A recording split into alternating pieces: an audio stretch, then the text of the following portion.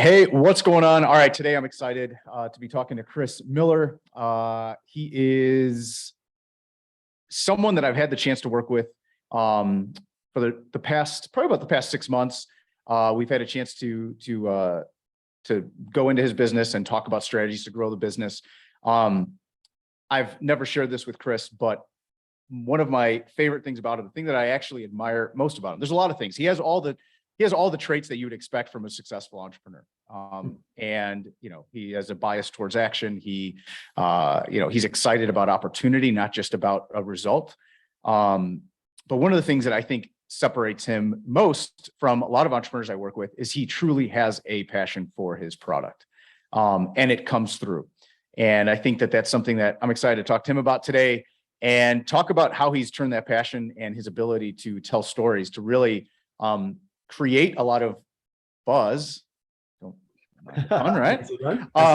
Create a lot of buzz around his products. He sells honey, and I'm excited. I think there's going to be some real good takeaways from this. So, Chris, thanks for hopping on, man. Appreciate it. Brian, thank you. This has been one I've been looking forward to because definitely been a highlight of the last 6 months is just your energy and focus on helping businesses succeed. It's been awesome. So, yeah. Awesome, man. So if you want to give a quick, download on Chris, the business, and kind of where things are right now, and what you're looking forward to in the future. Fantastic. Well, it all starts with me, right? Every business starts with the entrepreneur behind it. And so, who am I? Why am I in business? All that kind of stuff. I actually grew up in Alaska. I was born in Alaska and surrounded by books. My mom ran a bookstore. And so my first experience with entrepreneurship was from the very first day I was born. My mom stocking shelves, selling books, sourcing products. It was a Christian bookstore up there. And so we had a really cool community that came around that she would treat really well. And she was, back in the day, late 70s, early 80s, it was the big box bookstores weren't out there yet, right? Like it wasn't a Barnes and Noble or anything like that. So the small bookstore was like the heart blood of where you would get resources and materials, and especially in Alaska where there was a lot of, we were in Fairbanks. And so, it was a somewhat big for Alaska, city, but everybody lived further out. And so they would come in, get their resources, and they would go back home. And, especially over the long winters, you'd have, a lot of reading and a lot of indoor time. So it was just neat to be a part of their lives in that way. And I think that's where my love of storytelling began. And really, at heart, even though I sell honey, I'm a storyteller. I love the story behind what I'm selling today. And we'll get into that a little later, but that's where at birth, the idea of entrepreneurship, I think, started from the humble beginnings of watching and being a part of all of that. And from there, we moved down to the Seattle area when I was 11, and my mom started in another bookstore, was working with that. She just had this sense of independent business spirit. And my dad was always there to support her and help in every way. We even started a magazine that was like a Christian book online order club. We had to print it up every month, and it was pretty slick. We'd mail it out to a mailing list. We'd go travel to conventions and haul books and do all that. And so I got behind some of the art side of all this and like helping design and create the newsletters or some of the layouts of the newspapers back in the day before even publisher or anything. Like it was, all manually laid out. It was a lot of fun. And then just really went to art school, kind of developed my sense of multimedia design, started a business actually doing websites for people back in, that would have been 95, 96. And back before Amazon was really big. I mean, it was just starting out, and so kind of grew that business and actually then got into like software development for it, started hiring the right people, putting the right people in place. And the business started doing really well.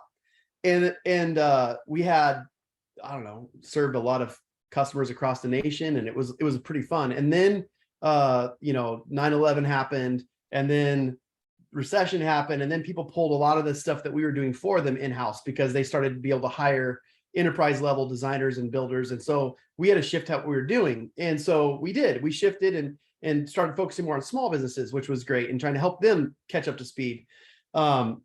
But I started getting frustrated with the business, if I'm honest with you. At that point, I was designing for others and designing for others and designing for others and designing a lot of times for others. Whereas with enterprise business, I was designing once for a larger entity, and they would accept a lot of what you had because saw he's an expert. A lot of these small business people, they thought they were the experts, even though they weren't. And they'd go in there and just change everything you were doing. And it just wore me down. It was just frustrating. And so I realized I love small business owners. I am a small business owner, but I don't want to serve them in that capacity, because it was one of these things that just kind of, as a creator, you hated to see it always happen. So my brother and I, who were working together, we had both, again, grew up in the bookstores, and we started deciding to write books. And so we actually wrote novels and picture books. We used our art skills for that. And with my mom's connections in the industry, we went to a convention and made contacts with publishers and got rejected a bunch of times, but got a deal and ended up getting published and won 3 awards for different youth fiction novels, and all this cool stuff was going. And then we were the guys traveling the world selling books and doing stuff, traveling all over. And I think why that changed for us was it was just small business. It's being an author is hard. Like, it is hard if that's all you're doing. And so for us, we realized with the costs of just covering family needs, our families were growing, we needed to do something else as well. So my brother stepped out of the business at that point, and he was my kind of co-writer helper.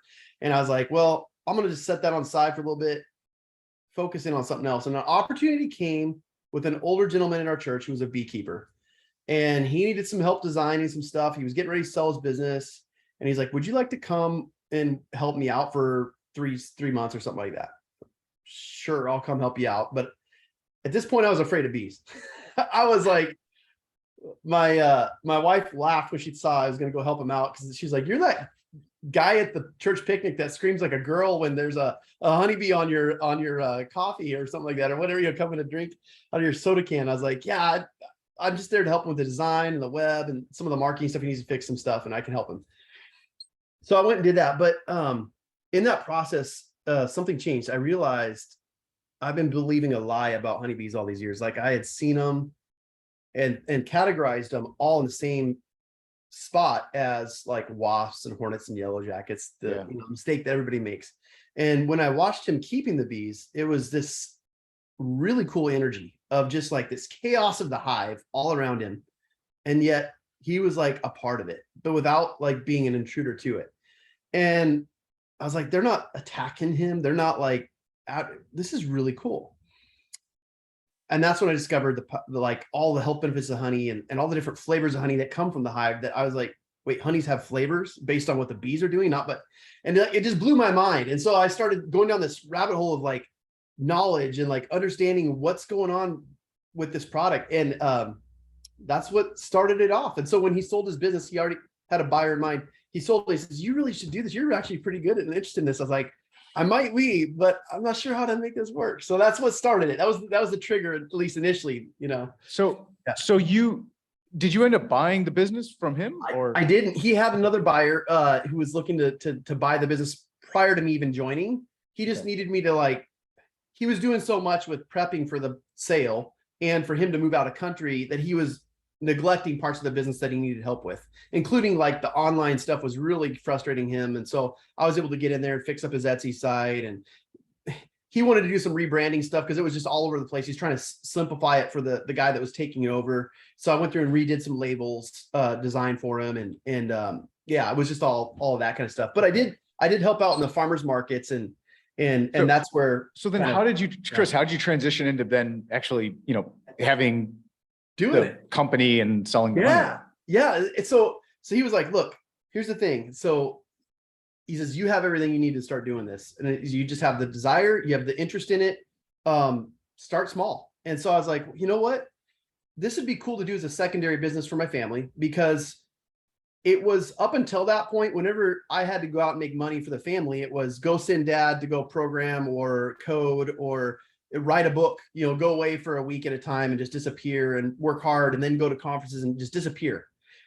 And there wasn't a lot of overlap in skill sets with my other family members. Like my wife, she really loves health and wellness, and like she takes care of her family and cooks well for us. And she was researching all kinds of great, health products, not only for stuff that we eat, but what we put on our body, like the body care products and all that stuff. And me being just oblivious, and I wasn't aware of a lot of that stuff. I just trusted her, and like it was all that. But this was an opportunity to like bring her alongside of me into something that she was passionate about. And the kids were young enough that it was like, this is an opportunity to, on the weekends, have them see what entrepreneurship is about, like I had when I was a kid growing up. And so they could come to the farmers markets with me. And so we started with just a couple farmers markets, honestly, just kept it simple, and started there. Very cool. Yeah. Now I know, so you started on farmers markets and we talked a little bit about this. So a lot of the sales are in person and you started to shift into online and I'm always curious for businesses that, cause I also talked to Tracy Gunn and, she has the candy shop and she's talking to people in person. I'm always curious, how do you think that helped or hurt possibly, but I would generally think it would help, but how did that impact how you speak to customers online, given that you have the experience talking to people in person? And I guess how compared to people who've never had the experience, because you've had the chance to work with business owners, in coaching programs or whatever that only know online. So what have you noticed have been the differences? And do you think that that's helped or hurt and how? One of the amazing things about not only farmers markets, but like fairs and events and festivals is you learn the art of the sale and in terms of what are the stories that people are telling themselves about this product and what are the questions that they'll never ask you online. Online, when somebody buys, they don't engage, which like they don't tell you why they're not buying, right? They just don't buy. When you're in person and you give them a sample of a product, like, and that's one of the benefits of in person is you can get them to taste right away. Like, you got to try a taste of this. All right, fine. And I can play with the customers they're walking by. They're not even engaged. They're not looking to taste honey, but you can say, hey, you want to try one of the most amazing honeys in the world? They look at me like, what do you mean? Like, I don't even like honey. It's like, who doesn't like honey? You just haven't tasted the right one. You got to try this. So like, okay, curiosity's invoked. I'll try it. Sure. I'll humor you. And then they taste it and they're like, well, that doesn't taste like anything like what I've had in the store shelves. And I was like, that's because that's not honey. And then we could wait, what? And this like, now it's just, and you're just all these open loops, right? Of like these curiosity hooks now. So your sales pitch there, but you also know, like for them, like the next questions they'll ask, well, what do I do with honey? How do I use it? Like, I didn't even know that was something people asked because I just always knew how to use honey, but that was a repetitive question. Another repetitive question was, what do you flavor it with? Well, no, we're not. That's the bees that are flavoring it with. Now we've built a whole line of flavored honeys, partially because there are people that just don't like the liquid form of the honey. And so I've created a new category that's actually been phenomenal for us with our whipped honeys, because they have flavor infusions into them with other natural ingredients that are boosting their health benefits, but also giving them a flavor that is like a cinnamon roll or like pumpkin pie, like we're doing pumpkin spice right now, chocolate honey. So it finds its way into other parts of their food pantry, and use in their life. So yeah. Very cool. So then I guess the follow-up would be if someone has never had the opportunity to do this, to uncover those hidden questions. Yes. And I'll get to that in a second. It's interesting you say that though, because I don't remember who it was that I heard this from. I don't know if it was Jordan Belfort. It might have been Grant Cardone, but I heard someone say that you will never lose a sale. And I've kind of coined it and used it myself after hearing this is, not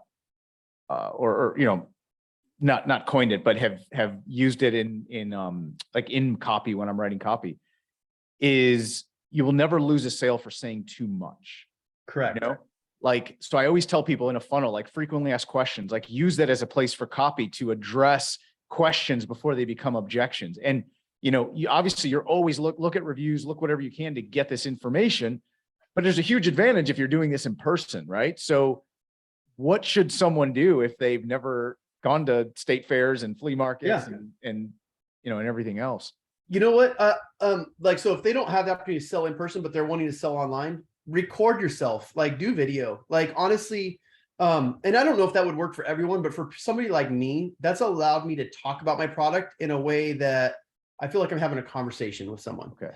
And when I start to have a conversation on video and I start to explain it there, I can take that video, whether or not that ends up on my website is another issue, but I can take the conversation that I've recorded myself saying, and I can transcribe it into copy for my website. And so I think we're really good at actually, I'll say most people are pretty good at probably saying no to products, right? So if you can put yourself in the shoes of somebody who's an antagonist, or not necessarily even an antagonist, but Yeah, yeah, just like a they're contrarian thinker, yeah, like very, very just questions everything. yeah, Yeah, just yeah. poke holes in your sales pitch. Like, record your sales pitch, watch it back, and then like poke holes in that guy's sales pitch that you're watching on the screen I and like say, it. no, what's the question that you would ask that guy? Well, I'd ask him, well, how much is it going to cost me? Like, it seems like that's expensive. Like natural products are too expensive for me. Actually, you're going to save a lot of money because you're getting a real product. If you want to load it with corn syrup, you're not getting the real product. So you're only getting this much of the real product. You're getting this much of the fake product, that Yeah, kind of stuff. or I mean, and then now, Chris, you think about that, like you record the pitch, show it to people who aren't beekeepers, right? Who aren't into whatever the product is that you sell. Have them watch it. It's like, what questions do they have? That's actually really good. I like that. Yeah.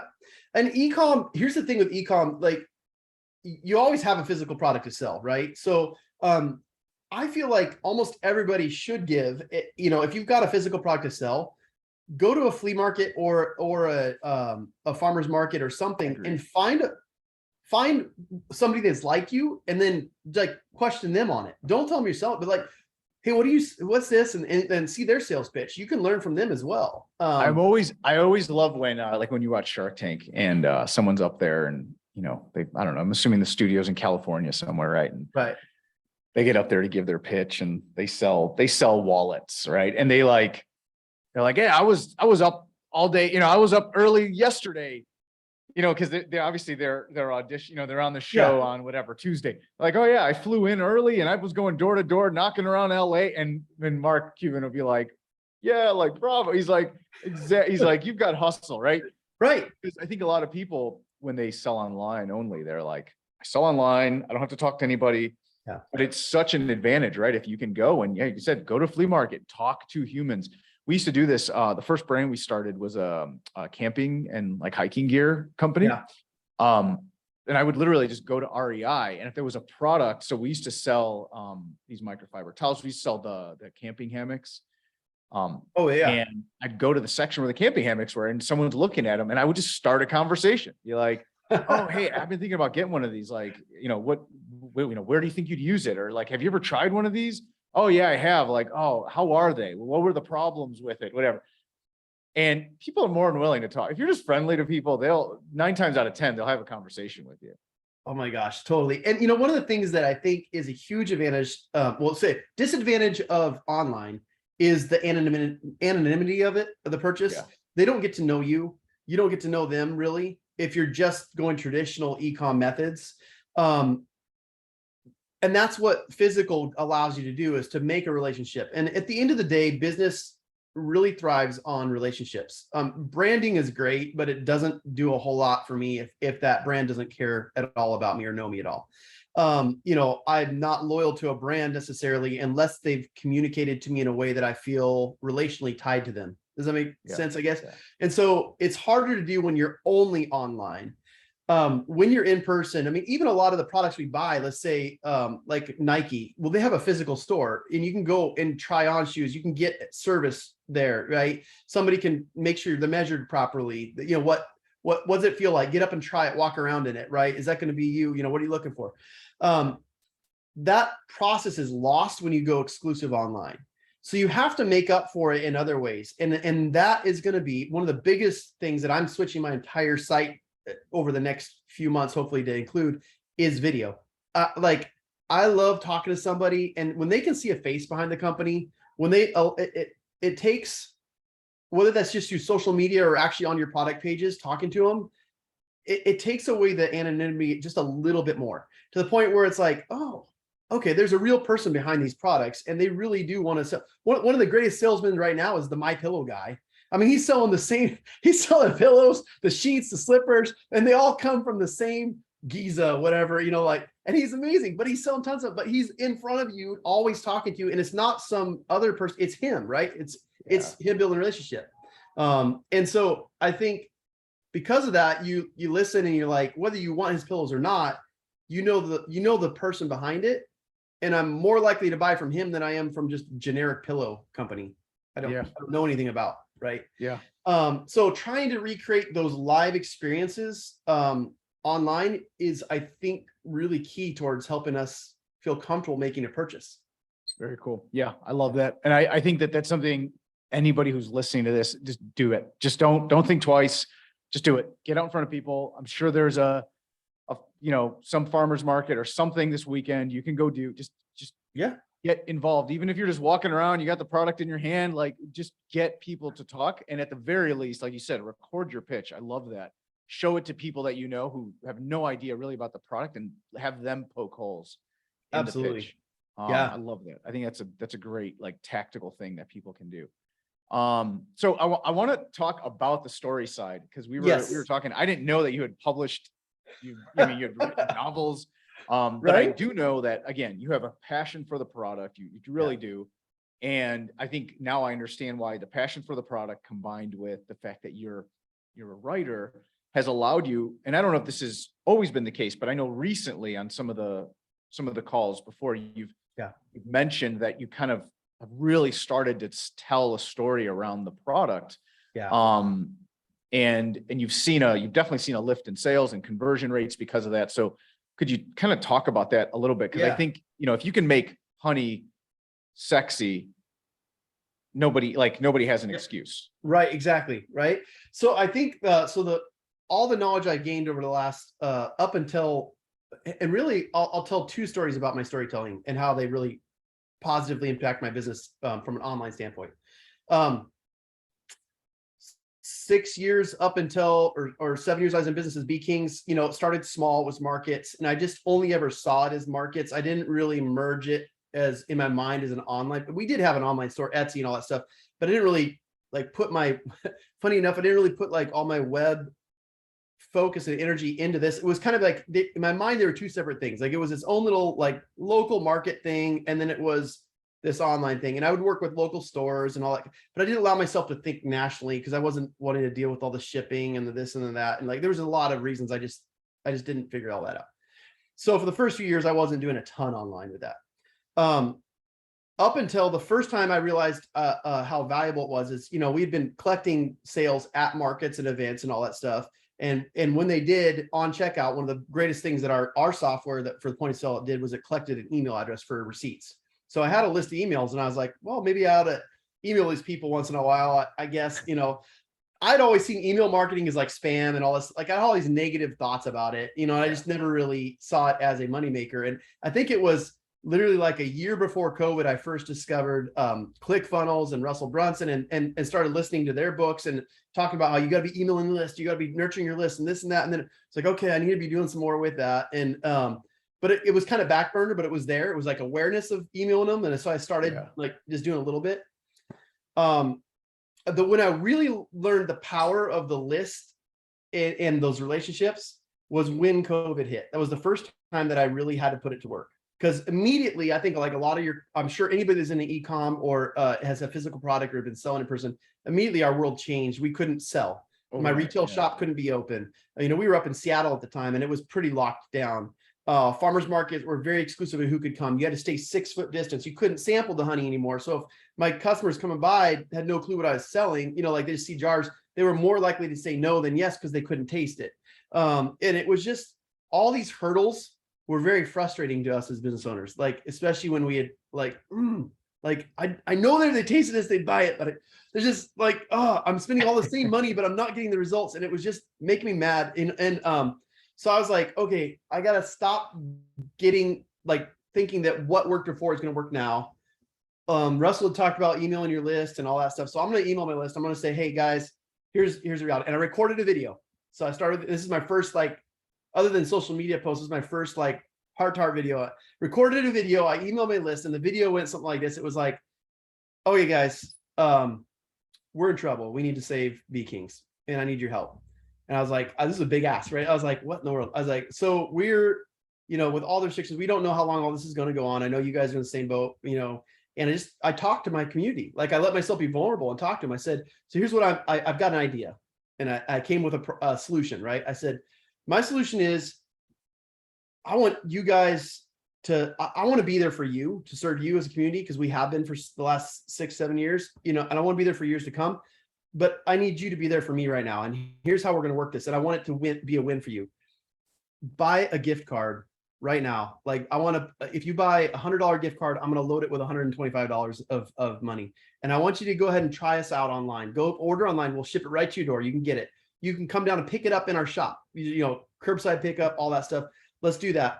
But the reason I'm doing this, guys, is so that I can actually get back out in the community, not just stay locked up. And here's how I'm going to do that.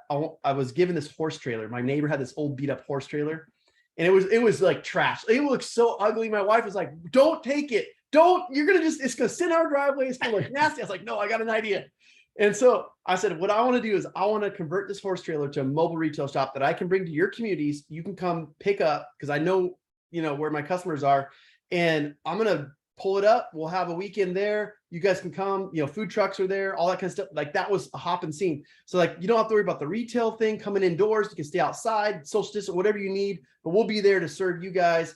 But to build this, I need to raise like $30,000, like to convert it over. Cause it was trash. Like we gotta, I needed to have all kinds of stuff to work for my team. So I was like, we got to fix this up. That's my goal. Like we can do it for 15, and here's my stretch goal is 30. I sent the email out, and I even offered sponsorship spots on the side of the trailer saying, this trailer is supported by, these businesses. And would you know it, like literally less than a week, I had 30 grand in my bank account from people saying, this is the coolest thing ever, sharing it. I went savebkings.com and I'd put up a funnel on there with a video and emailed my list. And that's when I realized your list is more than just your customers. Your list is your community. Your list it was like It's a Wonderful Life moment where the community comes around and saves you. Yeah, dude, that's amazing. We got in like newspaper articles written up on this whole event of like B-Kings goes mobile to save business with the help of community. And it was like a PR thing. And so we got more, it was super fun. It was really neat. That's amazing. So many people together, and all because of that email and that video. Right. And so then I was like, well, shoot, I've been neglecting my list. They didn't know I even had needs, and they'd forgot. Some of these people had met me at fairs and had forgotten I was even there. Like, oh, I wanted to come buy from you guys. I'd forgotten you were there. So like they were now buying from me again. So duh. And then anyway, all that to say, we did really well with that. Had a fantastic thing. So literally that saved our business. We used that same funnel procedure to then when we moved to Texas, to duplicate our business in Texas. We had Seattle and Texas. I needed redundancy with what was going on as we moved through COVID. I was like, I need to play this out to figure out, like, different states were handling it different.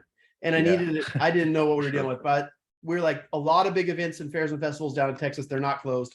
Let's go there. Let's keep the online thing going, but let's also be down there. So we moved our family down to do that, left staff managing up there with the trailer and all that.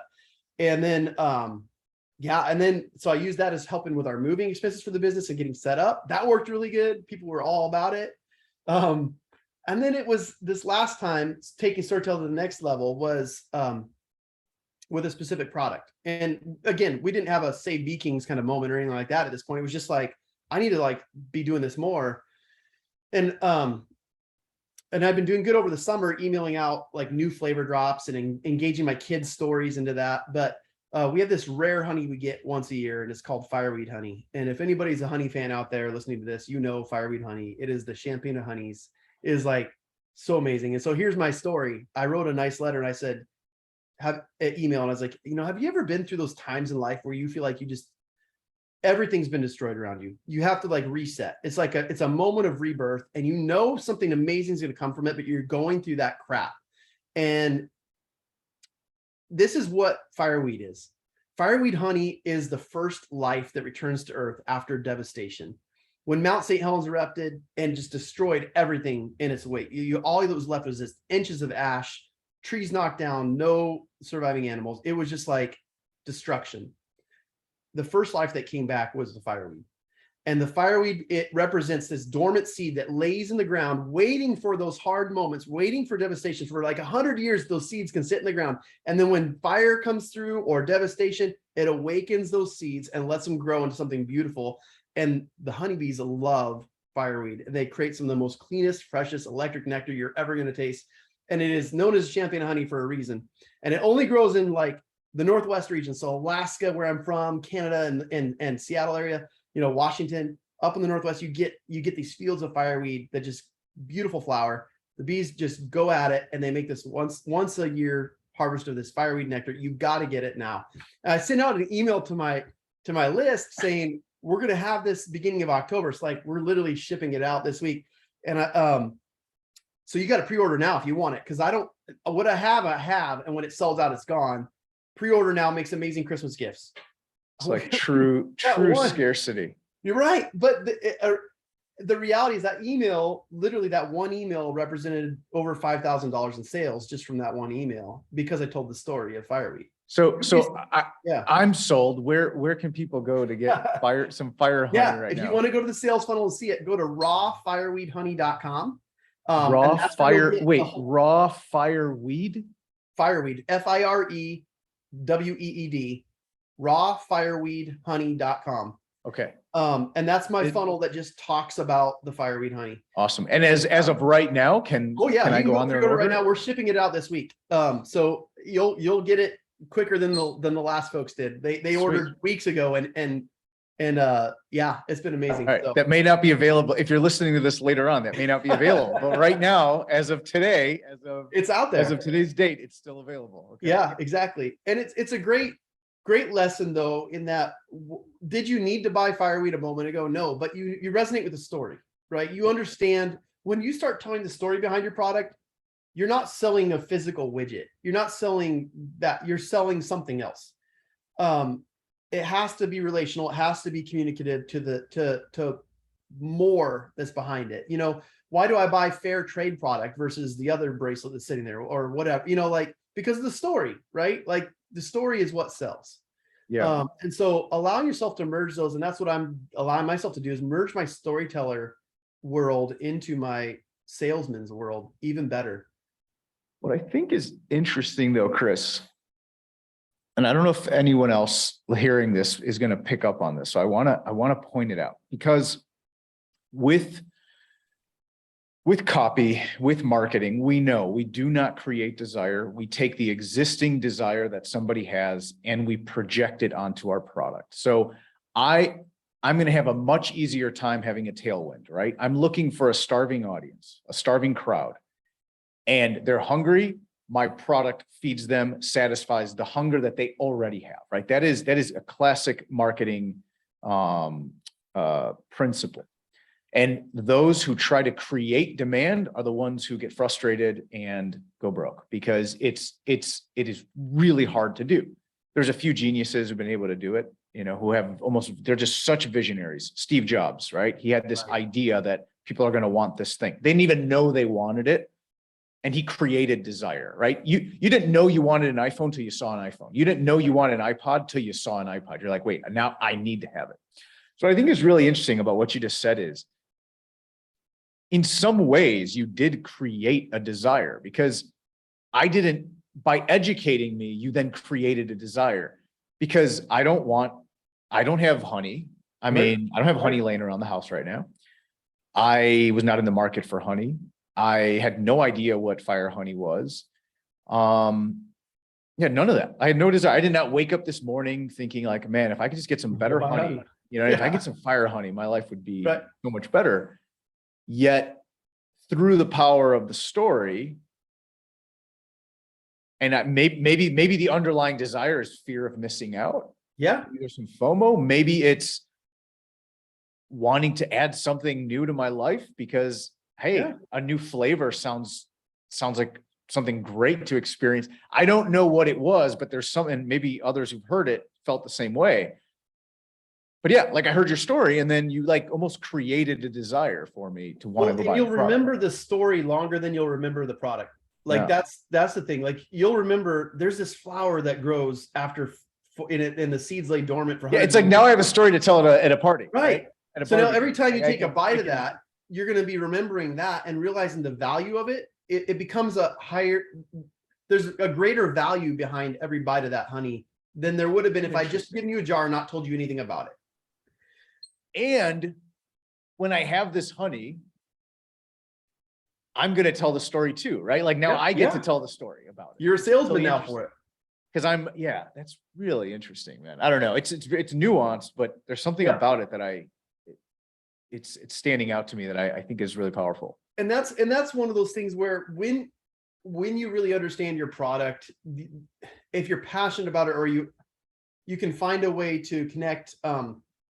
Again, my story was more about the emotions of that whole thing. We could all understand loss. We can all understand devastation or resetting ourselves, reinventing, especially after COVID. Like that was these last 2 years. So many of us have gone through that. If you're in entrepreneurship, this is the honey for you, because like literally it's your story in a jar, right? So if you can connect that to there, now mentally I've decided, I've helped them realize that sure, I can eat any honey and be fine. I may not even eat honey, but like this one tells my story. This one is now personalized to me. It's kind of like the whole Coke and Pepsi. When they started putting your names on the cans, it was like, well, that's my Coke, or whatever, Yeah, yeah. Whenever you go by, even if you were in the market for Coke and you saw your name on a can, you're like, dang it. Yeah. Starbucks, honestly, that's probably where they started doing really well. It wasn't, I mean, the branding's great and all that too, but they're not the best coffee. But what was it that they did in the early days that set themselves apart is they would remember your name and write it on the cup. Even if they wrote it wrong, they would, hey, Chris, come here. And if you started to get in the habit of coming back daily, you would start building relationships with those baristas. They would know your drink, and they would especially in the early days, a little less now, but yeah, they were very on top of it early days. And it was like, that created a pattern of, that's my coffee because it has my name on it, and they know my order when I get there. You're regular, right? Like the Chris coffee. You're like. I think one of the advantages too that e-commerce sellers have is if you can do that by creating the story, creating enough value, the price is always so low, like relatively low, right? Yeah. $19, $29, $49. So our job as marketers is to make our product free. That's our job. Right. Relative to the value, right? Right. So the more value you can create, the less the price matters, right? And essentially the discrepancy becomes big enough where the product is essentially free. Like I'm barely paying anything relative to how much value I get. So for me buying, whatever, some $19 or $29 product, but I get this great story, this great feeling, this great experience. That's one of the advantages we have. So anyone listening to this is like, if you can connect to that, some story, test stories, test different angles, like you don't know which one's going to work. But it's very easy to create a discrepancy between value and price in e-commerce. If you're selling a $50,000 coaching program, man, like to create the kind of discrepancy that we can create in e-commerce is very tough to do, right? Yeah. Whereas a $19 product, it's very easy to do that if we just take a little time to do that, to tell the story, see the journey that the customer's on. What do they want? What are their fears? What are their aspirations? And again, in your case, almost like creating demand by telling a great story. I think that's something that if sellers can take advantage of that. It goes back to knowing your audience too, right? Like you need to know who you're selling to, because the same product can have two different values with the same different story based on the market you're after. Nordstrom jeans that have dirt rubbed into them, pre-rubbed dirt, do not appeal to me because that's not my jam. I'm not going to go spend $250 on a pair of jeans that have dirt rubbed into them. Those, I don't know if you remember that story of the dirt jeans that they were. No, I never. They had like pre-dirty jeans, and it was a fad for a while. I was like, I don't understand who the market is for that, but there was a story behind him. I'll still remember it, but that made it somehow appealing to someone that would want to buy them. For me, it's like, I'll put the dirt in my own jeans. Thank you very much. Like, honestly, I want to, can you make me look hardworking, please? Right. Yes. Here's $300. Like, you have to wonder, like, who is that market? Like, oh, they just got to look like they're, that's awesome, man. All right. So before we wrap up, this is great. And I hope again, that people are listening and taking note and just start implementing tactically. We've covered a lot of things that not just principle, do what you love, kind of foo-foo stuff, like high level. Yeah. This is very, very tactical. I hope people apply this. So before we wrap up, I do want to ask you a couple kind of broader questions. So one, if someone is starting an e-commerce business or early stages of their entrepreneurship journey, one thing that you would say, make sure you do this. And it can be a principle, it can be strategic, it can be very tactical. Build the list. Number one. It's so, man, you have no idea how often this is what entrepreneurs say. The, I waited too long to build. I a did, and I list. still, I'm not, like every time I email my list, money comes in, I'm still fighting that stupid inner guy that says, don't talk to your list today because it's going to be spam. Yeah. No, like every time I email, money comes in. And like, we have about 15 to 16,000 people on our list right now. I want that to be 50,000 people, because every month I'm sending them stuff. It's like, I'm earning money. Like it's pretty money, and they're happy. Like they're not mad people. Like literally the people on my list are the happiest, most, like they chose to be there for a reason. They're like the most excited about what I send them, because they know the story is coming, and they know like a discount is coming, or they know whatever. And so I have people that buy thousands of dollars of honey, just because I send them a list. And if I hadn't emailed them, they wouldn't have made those purchases probably. And the reality is, if they don't want to get your emails, they can unsubscribe. They get Like, off. that's Like, it. I honestly, like, I'm excited when people unsubscribe. Like I see the unsubscribe numbers. I'm like, good. They don't, like, that's Sweet. not my people for this. Like Exactly. they might be like, the only reason they're on the list is because they're curious and that's it. And they weren't really curious enough to be a buyer. But the ones that are on the list or stay on there, they open it and they active, like that's my people. I want more of them. Right.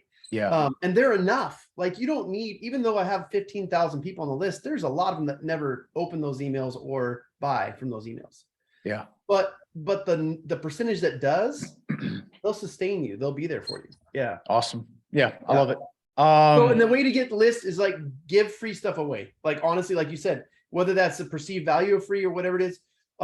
First thing you see when you go to my website is it's going to pop up with a picture of me with a beard of bees. And I'm going to say, get on our colony club so you can get the best discounts and get all the stories for new releases before they hit our website. And so if you want early access to our exclusive flavors, all that stuff, you got to be on the list, and it's free. Just go on there, And so right away they're going, oh, I could overspend right now, or I could get discounts. They get on my email list, and it's a win. Awesome. So tactically, yeah, I like that.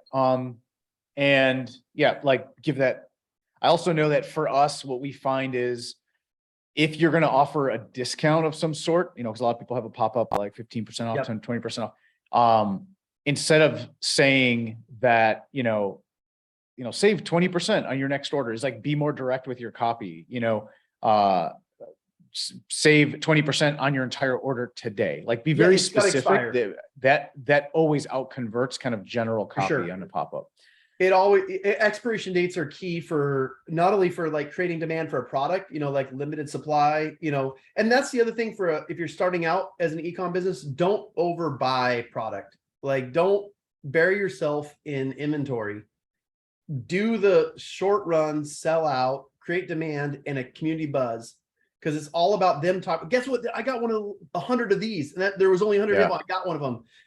And then when you are able to scale up and buy more of them, you can say, hey, it was so successful, we wanted to buy more. But if it doesn't succeed and it's something that nobody wanted, you're not overstocked on that. One of the companies, and it's such a great point, Chris, one of the companies we work with, and we've helped scale pretty quickly. I mean, we've like helped them 10x monthly revenue in like 4 months.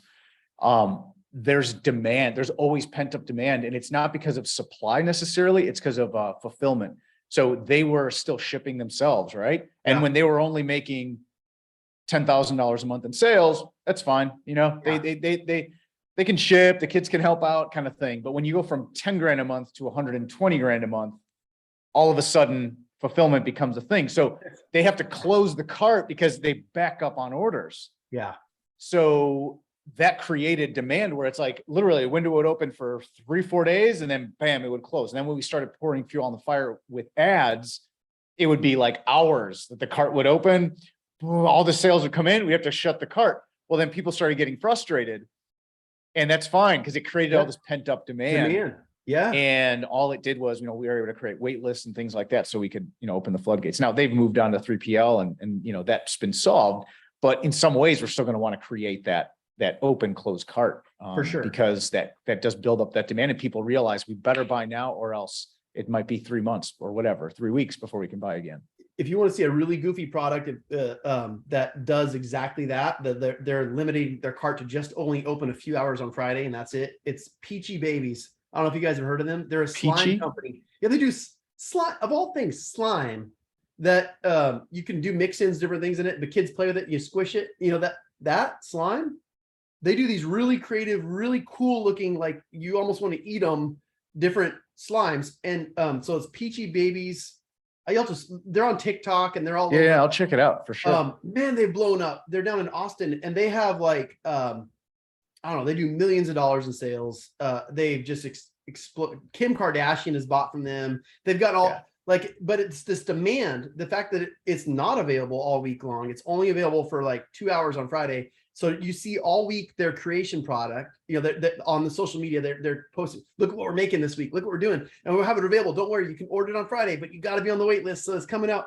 And That's then they open the door and it literally sells out in minutes. Yeah, I want to check that out. Yeah, you got to check it out. I'm going to check it out. All right, one last question, man.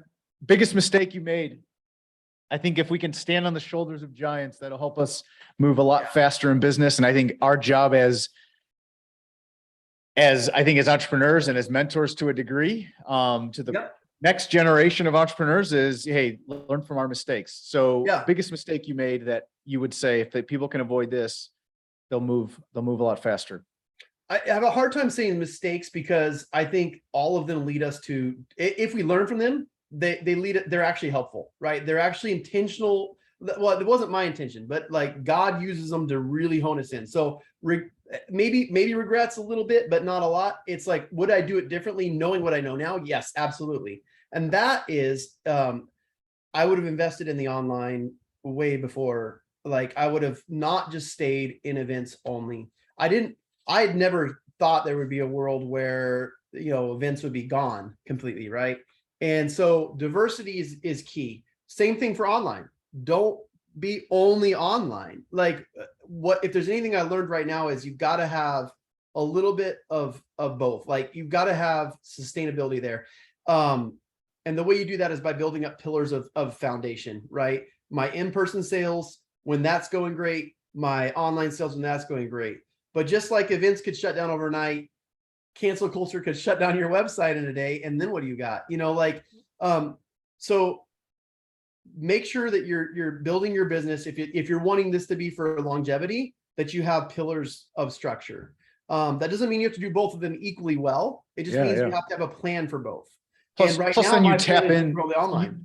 Well, you tap into that synergy, or, you know, the ability to talk to the customer. The same things we talked about at the beginning is when you build both, not only do you have this diversification, but you also have the ability to gain from both sides and be able to talk to people and apply that. Well, I think at the heart of that is, you